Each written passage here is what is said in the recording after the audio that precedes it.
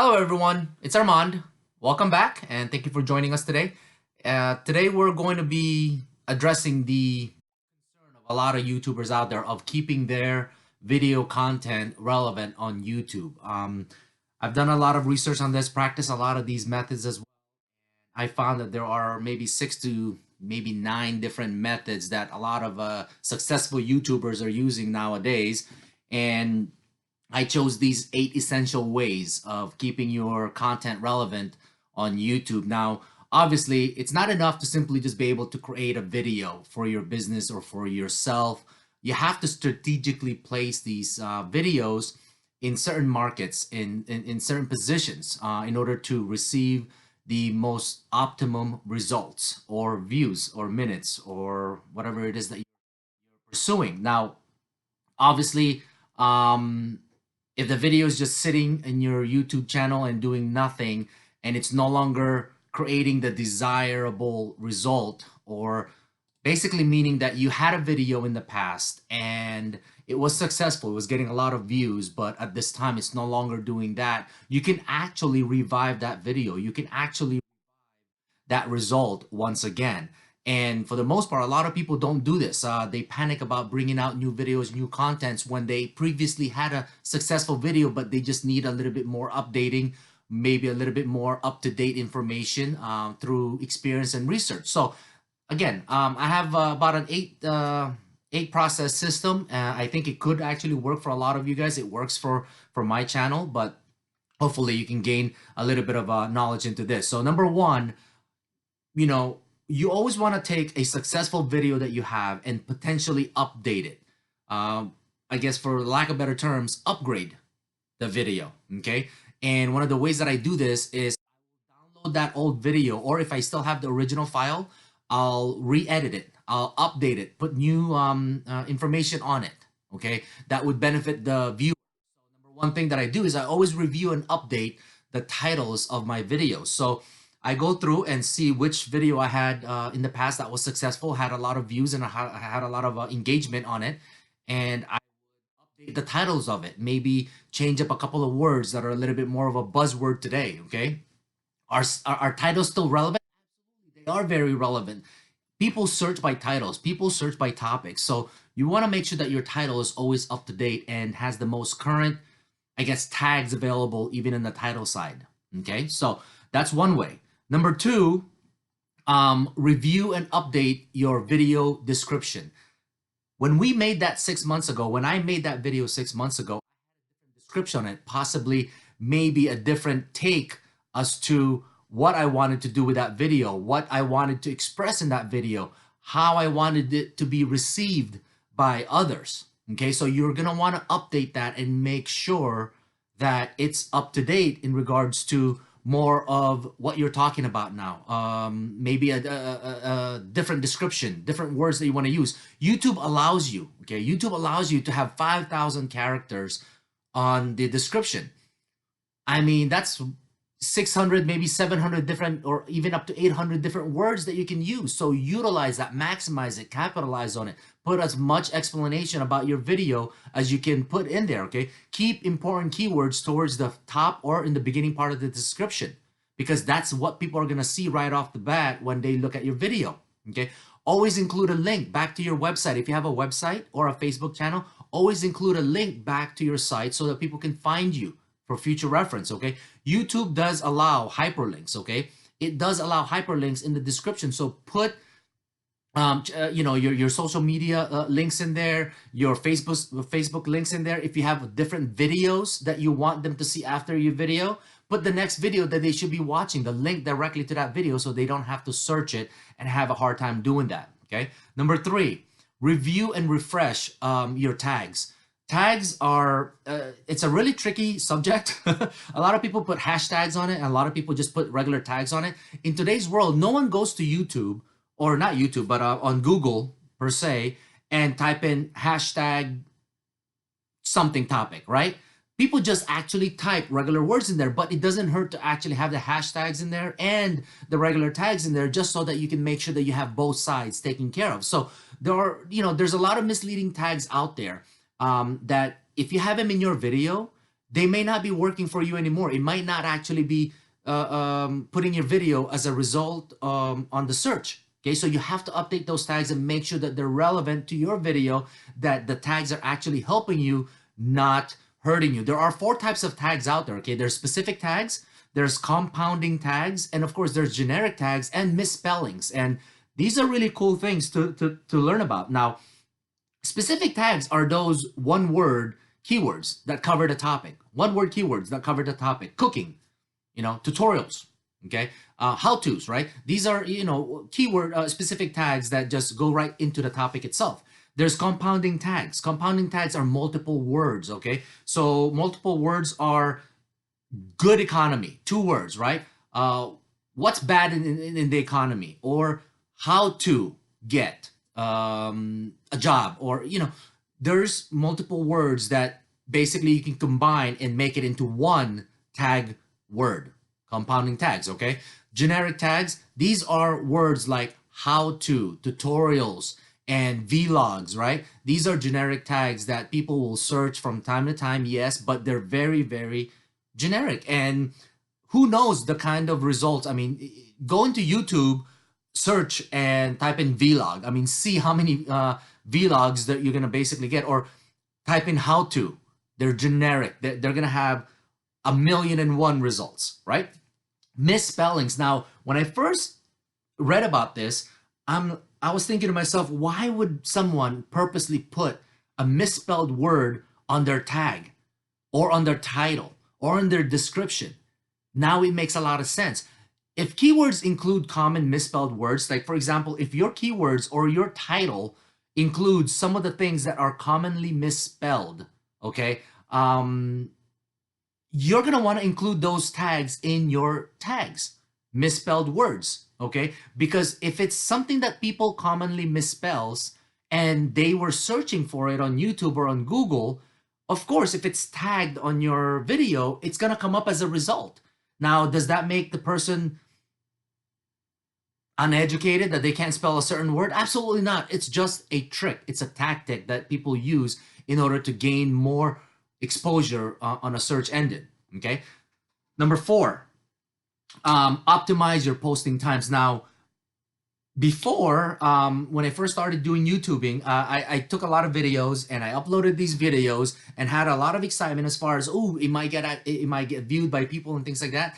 And as time progressed, I realized that there's a specific timing for this. There's a specific timing to when you want to post these videos, okay? Now, obviously, if you are a creator or a YouTuber that is attracting people worldwide, specific time may not actually work. If you have a lot of subscribers and they're all over the world, then at any given time, you'll have subscribers watching or viewers watching your videos as you upload them. Especially if they ring the bell, they'll be notified and the new video will, show up in their list, things like that, right? But if you're geographically targeting specific people in a certain geographic location, specific times do actually work, okay? You can boost your views by making sure that it's posted at the right specific time. So, for example, YouTube and Facebook operate very similar in time frames, okay?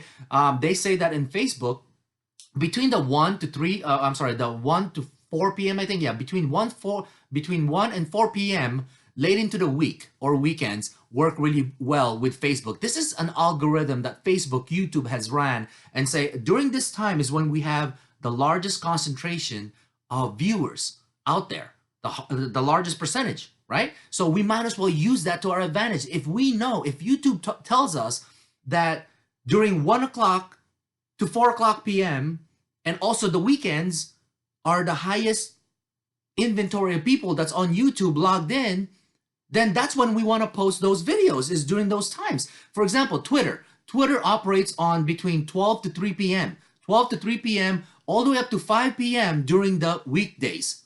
Why weekdays, not weekends? I don't know. I didn't research, Twitter, but that's what they're saying, right? During the 12 to 3 p.m. and all the way up to 5 p.m. It's probably because people are getting off of work during the weekday that, they got off work, they're tweeting that they're on their way home, or finally the work week is done and so forth and so on, or the work day is done, and they're tweeting all of their friends and family members, right? So there's an algorithm to this. There's a method to the madness that we have to accept the fact that these giant companies have done the research for us. We just have to take advantage of it and use it to our advantage. Okay, so hopefully that kind of makes sense. Now, method number 5, how to revive and of course keep your content relevant in YouTube is understand where your audience is. Understand where your viewers are or your subscribers. Follow them. Create a dialogue with them. Generate engagement with them. They basically, you know, if they're your subscriber, you're probably their subscriber as well. Create a comment on their video. They'll create a comment on your video and then engage with a conversation as far as, hey, thanks for watching the video. Is there anything in the video that you may not have understood? Or is there anything in the video that I could elaborate a little bit more? Create a dialogue of conversation with these people, because that actually registers in YouTube as engagement. And if you are heavily engaged with your viewers and your video is heavily engaged by your viewers, your ranking keeps continuing to go up. There's even a good chance that you could be in the recommended page of YouTube's homepage. There could be a chance that YouTube could promote your video as next to watch after someone watches a similar video of similar topic. Okay, so understand where your audiences are and of course engage with them and not necessarily follow them, but at least have some form of connection with your audience. Number 6, keep a close eye on your viewers. Same thing with engagement, okay? On which social media network are they participating in? Can that network, you know, benefit me in any way, shape, or form? Inquire with your viewers. Keep them basically at arm's length so that you know what they're doing, so that if there's something that they're doing that works, you can emulate that and of course use it to your advantage. Okay, researching what works best for your competitors or for your viewers is always a good way to reevaluate where you stand. It's a business standpoint. Okay, your competitors or your viewers are not really your competitors. They're your colleagues. Okay, you're gonna want to know what makes them successful to make you successful. Okay, if you're the one that's successful, I guarantee you they're watching what you're doing to make sure that they can emulate your acts and your process and your methods. Okay, number 7, reach out to your current viewers, folks. This is really big because there's a reason that these viewers and subscribers are your viewers and subscribers. Okay, they watch your videos. Reach out to them and say, hey, I noticed that you actually liked that previous video that I did on this topic. Is there anything that you would want me to do a video on? Is there something that you think would be of interest to you or to the other viewers if they saw a video of such topic? Okay, reach out and find out if there's a need out there. You're almost marketing yourself. You're almost getting yourself out into the public and saying, this is what I do and this is what I love doing. But if there's something that you guys want me to look into, or if there's something that you want me to present, let me know and I'll try to do the video on that so that it could be of some help to you. Okay, engaging your viewers, making contact with your viewers. Last but not least, I think this is very popular for a lot of individuals, is join industry related groups, industry or topic related groups. Okay, what that simply means is, if you're in the cooking business, or if you're in the how-to tutorial business, if you're in the gaming business or gaming videos, you're going to want to join groups, related groups to your industry, to your niche, to your specialty. Why? Because that's where you're going to get a lot of viewers. Okay, all you need, I mean, if there was a group of people or a community of people that is solely in the business of exchanging, let's say in the cooking world, recipes, you're going to want to be in that group because why? You're going to want to know about their recipe because that's what you love to do. And I'm sure you want to learn about that, right? But during that process, I guarantee you, you're going to acquire new viewers and new footprint in your channel, in your videos. Okay, you may even get some ideas from them. You may be able to even look at a certain recipe or a certain game or a certain how-to and say, you know what, I can actually do that better. I can do that better by doing certain different things. So now you can actually have an idea for your next video or next topic to show to people. Okay, it is really, really important, folks, to be very well involved with with many, as many of these 8 to 9 or 10 different things that I saw. I'm just presenting 8 right now because these are the ones that I commonly practice. It's very important to at least choose 5 or 6 or all of them and try to involve yourself in those procedures. Okay, it's really vital to your channel survival. Okay, now keep in mind, in conclusion, all right, there are over, I think right now, almost 500 hours. Okay, there's 500 hours every minute that is being uploaded to YouTube. Okay, does anybody even know what that means? That every minute of the day, there's over 500 hours of new video being posted every single minute of the day on YouTube website. Okay, so the videos you posted a week ago, the videos you posted a month ago, they're getting buried. They're getting buried in all of these new videos that are coming up. They're getting lost in the system with all of these new videos coming up. So you have to find a way. You have to find a way to ensure that your videos continue to progress, to continue to propel to the top of the rankings. And these are just some ways that we discovered works really, really well. Okay. Now, just like I said earlier, if there are any other videos, I'm hoping that this was able to help you folks. I'm hoping that this was a video that you could take some information of some value to you. And if it is, that's excellent. That's exactly what we're here for. If there is any other videos or some topics that you are inquiring about that you may need a little bit more information about, please let us know. Let me know. Leave a comment. Of course, don't forget to like and subscribe to the channel, but leave a comment and let me know of anything that you saw in the video that might be some help to you, but also if there's any topics that you would want us to cover in the future. Once again, my name is Armand, and I thank you for watching the video, and hopefully it was of a value to you, and we'll see you next time.